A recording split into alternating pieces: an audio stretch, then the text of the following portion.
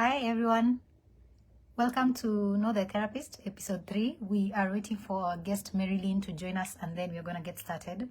So, my name is Jennifer, in case you don't know me yet. My name is Jennifer and I'm a counseling psychologist and the host of Know the Therapist. So, once Marilyn joins, we are going to get started. In the meantime, in case you have a question, you can send it through for Marilyn to respond to, and we'll see how all this goes. So let's give Marilyn a minute or two to get started to join the live session. Then, yeah, we'll start our conversation with Marilyn.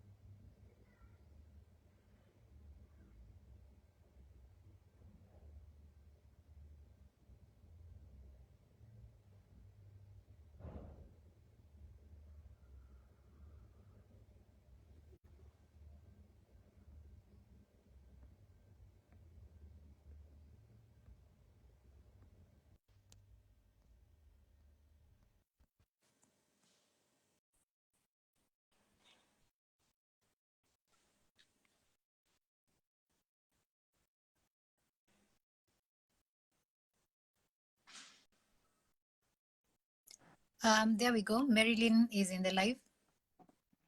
We are joined by Marilyn, and I hope, Marilyn, you can hear and see me clearly. Yes, I can. Hi, how are you? I'm very well. How are you? Fine, thank you. I think your audio is a bit low. Would you be able to raise it a bit? Yes. How about now? Yes, much better. Much better. All right, thank you. Yeah. You're well? Great, fantastic. Very well, thank you. How are you doing today? I'm all right, thank you. Fantastic, fantastic. Welcome to Know the Therapist, and we are excited to have you as our guest today. We hope that this is going to be a fantastic experience. Maybe we can start with you telling us a bit about yourself and what kind of work you do as a counseling psychologist. Yeah, thank you so much, Jenny, and thank you for having me. It's such an honor to be a guest here on this live stream at Infinity Wellness. So my name is Marilyn Ndunge Kamara. I'm a counseling psychologist by training. I have a bachelor's degree and ongoing master's in the same. And I've also done other courses because I'm also a trainer and a motivational speaker. I have done TOT, that is trainer of trainers, to enhance my skills in training. And I've also recently specialized in child psychology as a course on its own. So that is basically what I do. And yeah, I'm here today just for an interactive session with you, Jenny. Thank you. Back to you. That's fantastic. That's fantastic.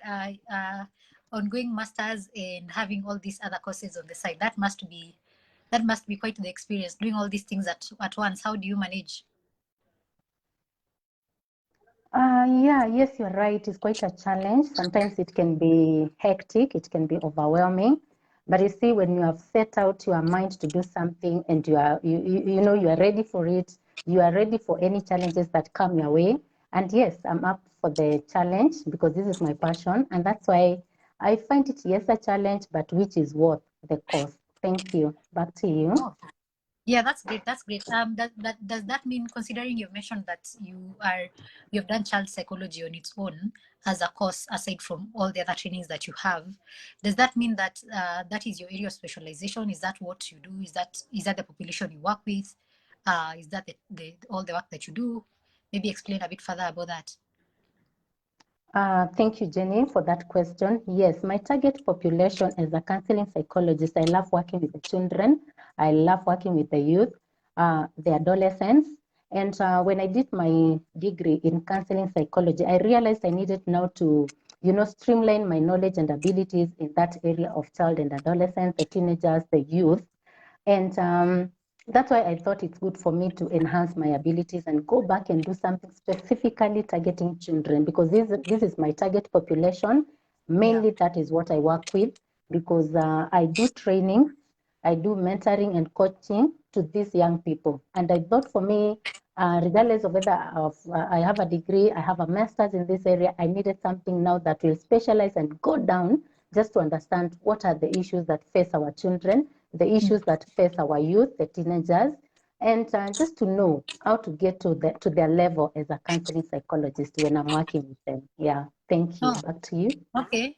So now that you've mentioned it, what's the challenges that are facing our children? What have you noticed in your work? The challenges are many, Jennifer. I can tell you from experience. Yes, the challenges are many, and let me say the bad thing about it. Children are normally forgotten. Let me just put it in quotes. They are normally forgotten. Like, even take a normal issue like loss and grief. A child who has lost a parent, when I go to console that parent, we tend to forget about the children. And you realize you go to that family and children are told, okay, children, go out. Yeah? You will sit outside, we are having a meeting with the adults. And then I realize now there's a gap. Nobody is bothering to get to understand what are these children going through, how do they experience loss, and just about another issue. There are many stressors out there. Even today, I was just thinking about it. Even like us, the adults, during this election time, we are already in a state of, anxiety. We are anxious about the whole thing. But nobody is asking, how about the children? How about our teenagers? How are they processing this? So these are the issues that I seek to address.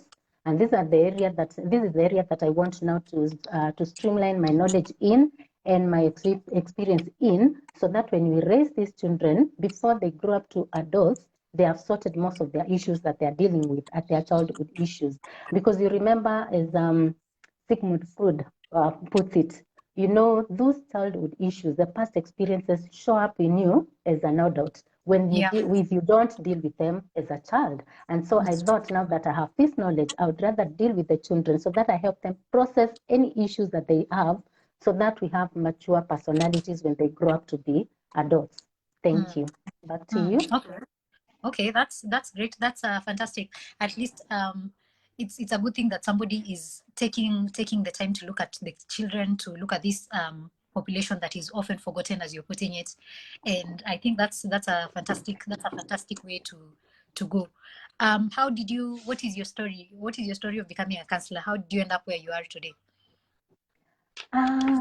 That's a good question, Jenny, because it's quite interesting. My story is interesting in that I have trained and I have actually worked in the corporate world for more than 13 years, or even 15 years. Before now, I thought, now let me get into counseling psychology as a profession. So Yeah. there's this passion in me, and especially, like, for me, I grew up in the village. I used to see what was going on and all that, and I thought, okay, life goes on. But when I came to the city, I started now noticing there was so much suffering around. You walk around in the town, you see street children, you see mad men and women, and you wonder, surely, does anybody care about these people? How can I help? So this was $1 million question that I was asking myself, and I really struggled with it for quite some time.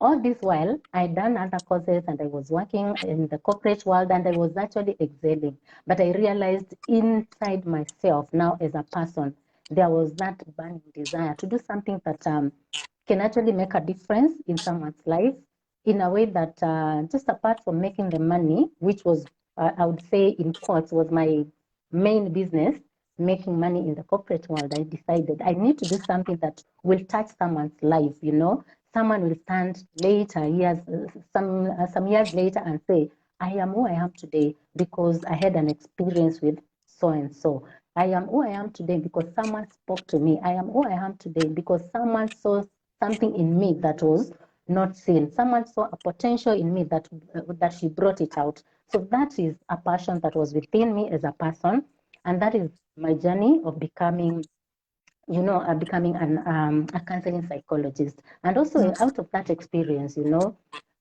growing up in the village and now coming to the city, you know, that culture shock, it really hit me as a person, and I realized somebody needs to do something. And I thought, okay, that somebody has to be me, because Yeah. the change that you want to see in the world has to start with you. So I decided Yeah. I'm going to be part of this change. And that is when I made a deliberate, conscious decision to focus on this area. Thank you. Yeah. Back to you. That's true. That's true. I like that. You did what they say, that you, if you want change in the world, you have to be the change. You have to be the change you Yes. want in the world. Somebody has to do it, and that somebody is you. So that's a Yeah. fantastic story. That's a fantastic story. What was your experience, the culture shock that you received when you came to the city after growing up in the village, as you put it? What was the most shocking thing? What was the most shocking thing for you? I would say people in the city, they are very selfish. You know, you come from the Okay. village. Oh, yes, that is a shock that you experience, especially when you grew up in the village and now you come to the city as a grown up. You know, in Yeah. the village, for example, the child belongs to the society. If Mm. you do something wrong, a parent will correct you and they can even discipline you. And that Yeah. is perfectly okay. And you realize now in the city, people are selfish in quotes. As in, we just go about our businesses. Nobody cares whether you've eaten. Nobody cares why you are here. Nobody cares. Nobody cares why you are sitting in the rain. Nobody cares, Mm. you know, where you're going, whether you are lost and you try to stop somebody. Oh, I'm looking for such and such a building.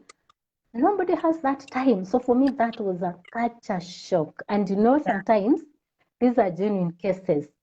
You Mm. meet them in the streets of Nairobi. But Yeah. because of that culture, just ignore you. Now that I'm a psychologist, I'm normally on the lookout because you cannot actually tell a genuine case from the con men. Yeah. Yeah. So that for me was a shocker. Like nobody cares about anybody. Nobody really bothers. Everybody goes about their own businesses in the city, and life like just goes on very Life fast, was, and nobody yeah. has time for anything. Yeah. That is So that Nairobi for for you. me, Yeah. yes, that was a shocker Nai- for me. Nai- yeah, Nairobi can be a shocking place if you're, especially when you're new and you're coming from somewhere else. And I think it's, in general, everywhere that you go, if you're new, you'll always experience some kind of shock, because Yeah. growing up secluded in one place, it closes your mind a lot. Mhm. It can limit your experiences. But then the moment you get Mhm. exposure, then of course in the beginning you're going to experience things you've never seen before, people you've never seen before. And I think that Mm. openness to experience is a big deal. I think we all need to develop that openness to experience. And I'm glad for you it worked. True. Yeah. Very true. That's yeah, that's really good. That's really good. What is the most interesting thing for you? What's actually the best part of being a counselor? Now that you are a counselor, what is the best part of being in that profession? The best part about it for me, I would say, now that I've experienced both ways, when I'm in the corporate world and now when I'm here as a counselor, I've realized the difference. And this is it for me. I think it gives me some sense of purpose, some Mm. sense of satisfaction, some sense of contentment, Yeah. something that I never experienced, even Mm. when I was on this other side working, money was good, work was good, and life was good. But I Yeah. realized I was lacking that thing. And Mm. that thing for me is that satisfaction, the happiness, you know. Yeah. People say money is happiness, but now from experience that I have, it is not everything. Actually, money is not everything. You do all this for money, you get the cars, you get the houses, but you realize, by the end of the day, I'm so unhappy. I'm so Now that you have money, unsatisfied. you can make that statement. Yeah, Marilyn, we see you. Yeah, I'm telling you. Oh I wow. am telling you. Yeah. So Yeah. that for me, that was the most, interesting experience about this. Yeah. And then the other thing, Jennifer, that I can say is I had met a lot of people. Like, for example, when I talk to some people about maybe about your brother, and you tell me, oh, that one is a lost cause. But it's quite interesting when you're in this profession, you realize there's nothing like a lost cause in Mm. quotes. Mm. Yes, there's hope for There's hope. everything and for anyone. Yeah. Mm. So for me, that one, I came in and I was wondering, okay, some people you look at them, or rather you hear stories and you're like, can something be done? But now when I got into this practice, I realized there's nothing like lost cause. Actually, that is a myth. And Mm. all that people need is that acceptance. We call it UPR, Yeah. unconditional positive regard. As in, you just accept someone as they are. And then the empathy is in don't feel for them. You know, when you feel for them, you're sympathizing with them, and then there's nothing much you do for them. But when you empathize with someone, you feel with them, you feel in their shoes. And then the other thing is just respect for human beings, regardless of the status, regardless of the class, regardless of the race and all that. Yeah. Respect for human beings. Yeah. So Yeah. that's one thing I've realized and I've learned. And it's the most interesting thing about this profession. We take a human being just for being who he is. Yeah. Thank Yeah. you. Back to you. Yeah. Yeah. That's very true. Most people will say someone is a lost cause when they don't know what to do, because there's that helplessness. There's that helplessness Mm, of I don't know what I can do. This person mm, does not seem like they want to change or anything. But as you said, sometimes being there, being present, knowing that somebody cares is usually mm, sufficient, is usually a sufficient solution. So I think that's a really important thing to keep in mind. For mm, you, when people become counselors, I know once people start doing the courses, you join the school, you start being a counselor, you're in the profession, you're studying and everything. Um, People say that you can't go through a counseling class and come out the same way that you went in. It's impossible for you to be the same person that you are. The course changes you, and somehow mm. you're always a counselor no matter what you do. Once you've become a counselor, there's just something about the course that completely alters your life. So for you, in your case, what is something that you discovered about yourself during your training that you were surprised by? You didn't know this was something about you, and you found out only because you sat through a counseling class. What was that for you? Quite interesting question there, Jenny. Yeah. As Mm-hmm. a counselor, I came in as a layman, just like another person. But now when I went through this course, I realized, wow, I've been judging people through my sunglasses. Yeah. That really got me thinking, Yeah. okay, like Marilyn, relax. Life is not about you. Life, Yes. does not revolve around you. There are other people and they equally matter. So Yes. I've really worked on myself, especially on that, because I would work on a project with someone, like now, like I said, in the corporate world, and I realized they are very slow, or they Yeah. don't know what they are doing. I would even label them. But now when I've done this course, I realize, oh, so all those years, I've been looking at people through my own sunglasses. Mm. And Yeah. you only experience your world through the glasses that you look the world through. So I Yeah. have learned that I need to appreciate people more. Mm-hmm. I have realized that people are unique. And now I am a better person because I no longer now generalize people like you guys are just lazy. So I Yeah. have realized people have personal abilities, personal interests, personal strength, and all that. And Mm-hmm. it is not about me. So that's Yeah. one thing I have really learned, especially after sitting through this class. Yes, back to How you. how did how did that realization how did you take that realization when you first became aware of it? What was the immediate reaction for you? Immediate reaction for me was, it was that moment of what? Uh-huh. In shock. Really? Really? Being shocked by these things. Yeah. Like all along, I did all this, and surely this is not the way things should be done. So for Yeah. me, it was an awakening moment, quite an awakening moment. And I thank God, because if I didn't do this, probably I will still be doing the same mistakes that I had done before. And I don't know how many people I did hurt, with my mannerisms and all that. Very Yes, true. so it was quite an awakening moment for me. Yes, back Oh, to you. yeah, that is usually a very interesting thing that most counselors realize, when you realize you're not all that you thought that you are, and then in the face of new information, you realize that you have been making mistakes left, right, and center. And again, because of how we are, where we were raised, who we were raised by, our backgrounds, we can see the world through very serious, dark lenses and judge people a lot. Yeah. And it's very easy to judge, especially in our world. It's very easy to be judgmental. So I'm really glad that was a realization for you, and at least you're becoming a better human one day at a time. That is fantastic. Yeah. That is fantastic. Um, um, we have, when you talk to people, they tell you that the reason they don't seek mental health help in Kenya is because of the stigma, and of course about other things like finances and everything, but it's mostly the stigma. What do you think about the mental health in Kenya, and what do you wish many people knew about mental health in Kenya, and the therapy as a whole? What do you wish our listeners knew about that? Thank you for that question, Jennifer. It's quite valid, especially at such a time as this, and Yes. in our space, in our country. Yeah, because some years back, the issue of mental health in Kenya was quite a strange phenomena. We didn't know about it.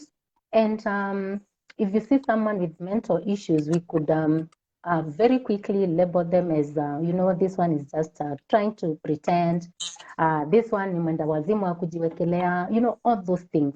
But one thing I have realized in the recent years, about 5-10 years ago, the issue of mental health is coming up, and as well the issue of stigma is also coming down. Yeah, because now the matter has been in the spaces, in the media, everywhere you go now, it is being spoken about openly. But before, if you had a person who was suffering from any mental issue, you find it was seen as as a curse. People would actually name it, especially from where I come from. Anything apart from the physical sicknesses would be termed as, it's not normal, it's not natural thing. So they would attribute it to some other things, especially, I think you know what I mean. But now where we have come a long way as a country. And I think the issue of stigma is there. However, it is not as much as it was before. So we have to appreciate that. It's a step that we have come so far as a country. And what I think I would wish my listeners would know is that mental health is sickness like any other disease. I like the definition by WHO about health. They say health is not merely the absence of disease or infirmity, but it is wholeness of health, which comprises of your physical health, your mental health, your emotional health, your spiritual health, all the components of health. They are put it together to define what is health. So when I look at you as a person, I should not judge you when you tell me, okay, Marilyn, I feel I'm not okay today. I should take you as a person, and I should take you seriously that, okay, she looks fine physically, she looks fine, she looks perfect, but probably she is struggling with something. So issue of stigma is coming down. And I wish our viewers and our audience would know this, that it is no longer shame, because before it used to be seen like shameful to come out and declare that you are not okay. It is no longer something to feel guilt about. Yeah, so there's help out there, there is hope, and there are facilities and resources which we should be able to exploit, which we should be able to tap into. For example, I hear people say that you cannot seek this medical attention because it is expensive. But now that one now is becoming a thing of the past. Why? Even in our government facilities like KNH, those facilities are there. I know they're there, and I know there is a department dedicated to the issues of mental health, and especially for our adolescents who are my clients, yes. And Mathare teaching and referral. In fact, before you could mention the word madare, people would only think of one thing, for only mad people. Yeah. But I want my viewers to know one thing. Madare is a fully equipped hospital with everything that you need. All the services are there. They are trained professionals from doctors, psychiatrists, nurses, psychologists, everything that you need, it is there. And by the end of the day, what I need to encourage my viewers, our viewers, is it is about you. It is about you. Really, it is about you. So the issue of stigma, like what will people say? What will people think? You have to take it down and you're like, this is my life and it is about me and I am going to seek help. Another thing that I would wish my viewers know is that apart from those government facilities, there are also private institutions that are dedicated in issues of mental health, and they are all over the place. Apart from those institutions, there are even consultants who are practicing, like Infinity Wellness and others out there. There are so many. You can Google them up, and there are those consultants who are practicing in this area, and they are out there for you. The only step that you need to take as a client, or rather as a person, is to seek assistance, is to take that bold step to come out and say, okay, I am not okay, and I am ready, and I want to be helped. Yeah, so that's what I would wish my viewers know. And another thing is that I would want to wish them to wish that they know that anytime you can always speak to somebody. We have support systems like the family. You can always start with the family level, because you never know, within your family somebody knows where you can get this help. So we need to reach out. That is the message I have for our viewers today. Thank you. Back to you. Yeah, I think that is a fantastic way to put it, and everything that you've said is very true. You have to take the bold step to seek help, because at the end of the day, beyond what anyone and everyone says, at the end of the day, you're the one who's living with that reality. So seeking help is not a weakness. Mental health is not a weakness. Everybody has to take responsibility for their mental health. And thank you for that. When you mentioned resources, are there specific resources you would like to recommend to our viewers to have a look at, in case somebody does not know yet if they need to see a doctor or not? Something they can use even at home. Some resources they can go to get a bit more information. Is there a specific recommendation you have? What I can say is now that our viewers know there are these facilities and they are out there to serve you people. Yeah. You can always reach out to a professional. Like, you can get in touch with us. We'll direct you to the right place in case you are stuck. You can get in touch with us as Infinity Wellness, and we can connect you to the right resources. Because one thing I know, no one is a tree of knowledge. If if a viewer reaches out to us and we realize your situation, or rather your issue, is out of our scope, we have the circle of other professionals, and we can actually refer you to get the right help, whether it's a psychiatric help, whether it is a rehab or anything else. We can connect you. So number one, I would ask our viewers who are watching us this afternoon that don't get stuck. Don't feel alone. Reach out to us and we will help you, number one. And then number two, I would want our viewers to know there are materials out there. And especially if there are parents watching us, if there are teenagers and adolescents who are watching us, there's a booklet that was launched by the Ministry of Health, together with the Ministry of Education. We will look out for it. We can share the name on our channel for people to look out for it, especially if you are a parent, or rather if you are an adolescent. You can get some more knowledge about these things. Yeah, so what I would say is that reach out, and reach out. That is the message I'm sending out there. Yes. Yeah, thank you. That's true. Thank you for that. Now that we are about to come full circle, we're going to go back to the very beginning. You said that you do all these things. You have so many things on your plate. There's school, there's work, there's family, there's a bazillion things on your plate. How do you practice self-care on a day-to-day basis to make sure that you don't burn out? Thank you, Jennifer, for that question. Very important question for such a time as this. Because as a person, I have really seen how this stuff can take a toll on you as a person, even as you work in this profession of, helping others. We call it, it is a helping profession, but you have to know how to take care of yourself first. Remember what I said? It is also about you as a therapist. You have to know how to take care of yourself first so that you'll be able to take care of others. For example, I don't know whether you can see a glass of water. Yes. If I want to supply you water from this glass, I'll keep on pouring that water to your cup.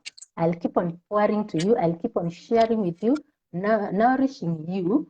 What I don't realize is that I'm also running out of the water in my glass, or rather in my cup. So unless I refill my cup, sooner than later, I will run out of the water. So this is what we call self-care. You need to keep on refilling your cup. Yeah, if you are a car, you need to keep on recharging your battery. If you don't, what will happen? You are going to stall on the road. You'll get somewhere and your body is like, you can't go. You can't go on like this. So for me, self-care is it's actually a necessity for me. I take it seriously, by the way. And number one, we start with the simple things. Maybe I can just run about 5 things. And I know self-care is normally specific to you as a person. So what applies to me might not apply to you, but if you can pick 1 or 2, well and good. But for me, this is what I do to make sure that I do not run out of my cup doesn't run dry, because when it runs dry, I cannot serve others when I am not refreshed. Yeah, so number one, I do watch what I eat and when I eat. That is very key for me. What I eat and when I eat. So what I eat goes number 2 with exercise. Exercise means I am a very busy person, but I need to create time out of my busy schedule to make sure I get some time to do some exercise. Doesn't have to be very, very hectic exercises. No, because I have all these things in my plate. So for me, what I do, I take a walk like 3 times in a day. I just make sure I don't use a car or la matatu, and I have a distance that I walk from this place to this place. For example, I operate from an office which is in Buruburu and another office which is in Upper Hill. If I'm in Upper Hill, like today where I am seated, I'm going to walk to town in the evening, and then I'll take a matatu, and then I will walk again when I light from the matatu. So for me, that is a routine exercise. That's how I go about it. But when I say exercise, there are other people who do other forms of exercises. You can swim, you can do whatever exercise that works for you. But for me, walking really does it 3 times in a week. And another thing that I do, I think I've mentioned that before, I prioritize me. Me. When I say me, I mean to recharge my batteries, just time for myself out of that busy schedule, even if it's just 1 hour. Because as I said, I am working, I am a family person, I am in school and all that. But out of that busy schedule, I normally schedule at least some time, even if it's on a Saturday. People are going out for lunch. I can say, okay, thank you so much, but I need to remain behind. You go, if I can tell my spouse, you go with the kids, I need to be alone for 2 hours. What do I do with those 2 hours?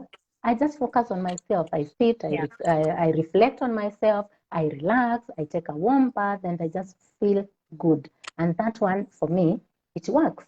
Sometimes I know it can be difficult because it involves saying no to others. Like I can say no to my family that you take the kids out for lunch, I will not go with you. You see, I say no to them, not in a selfish way, but I realize when I say no to some of these things, I'm saying yes to me. Because by the end of the day, when you say yes to each and every other person and forget about yourself, very soon, remember what I said, you are going to run dry. Your cup is going to run dry. So for me to make sure that my cup is full and overflowing and flowing and flowing, I keep on refilling it by way of sometimes just pressing the pause button. Everything around me, I put it on pause. If it is this, WhatsApping and all that, I just put it off. And I'm like, today, I just want to focus on myself for an hour or so. And, by the end of it, I feel good when I have that time for myself. Number 3, the other thing I do is I connect with family. Family for me is very key. I mentioned about family as a support system for everyone to maintain your balance, especially for your mental health. You need to connect with friends and family. Yeah, and for me, that is a way of self-care. Every day, sometimes I feel down. I might be in the office, I'm working, and I'm really so overwhelmed. Guess what?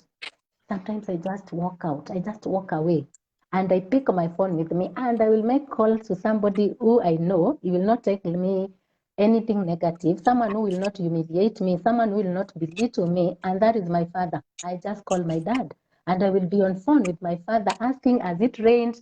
Did the cat go? Did the dog?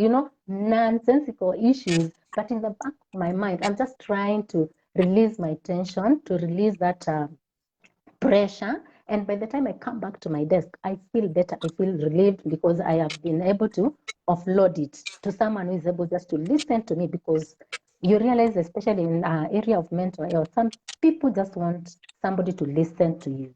That's all. Listen and listen. They talk and they talk. And by the time they finish, they are like, okay, I feel better. I don't even know why I came.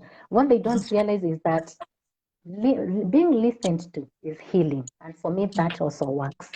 And the other thing that I do for self-care is positive self-talk. That one is, for me, is key. Jennifer, let me tell you something. In this world, as I said, people are very mean.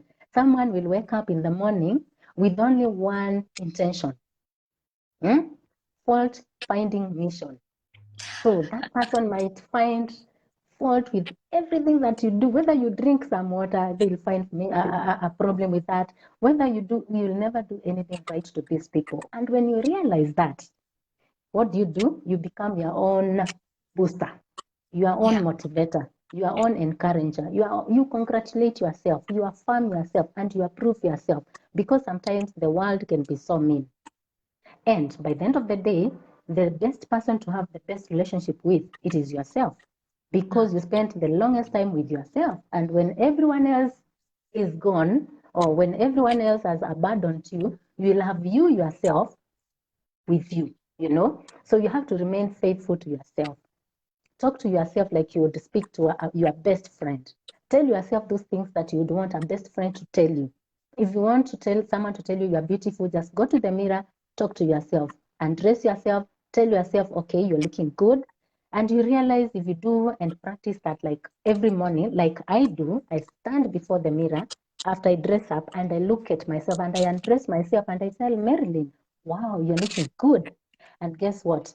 I walk with some sense of purpose that day. And no matter what comes my way throughout the day, I feel good, because I have told myself, and I'm not waiting for anyone else to affirm me, to approve me. I do it myself, because as you might as you might have realized, is that that internal locus of control comes from inside. Most of the happiness that we look for in these things, in everything that we do, comes from inside. Unless you sort it from inside, whatever others do for you, you'll never be happy. So positive self-talk for me really does it. Yeah, Oh, so those are fantastic. about what I do for self-care and much Yeah. more.